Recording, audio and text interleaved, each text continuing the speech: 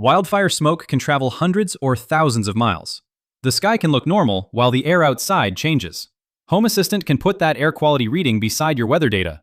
My dashboard showed 3 air quality rows. The first comes from Spook and counts entities in Home Assistant's air quality category.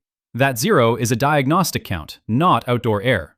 Airly and Pirate Weather are the 2 real readings.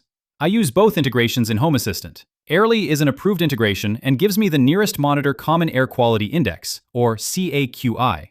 Pirate Weather is an unofficial third-party integration installed through HACS. Version 1.9 added the US Environmental Protection Agency AQI. Mine showed Airly at 9 CAQI and Pirate Weather at 86 AQI. The indexes use different scales and averaging rules, so don't average them.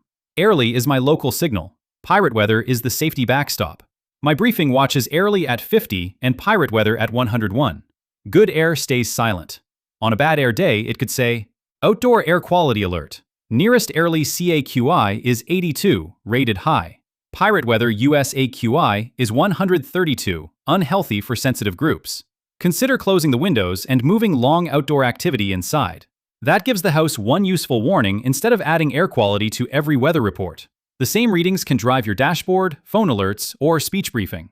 For another sensor-driven safeguard, watch Home Assistant Caught My HVAC Failure, or choose the video YouTube recommends on screen.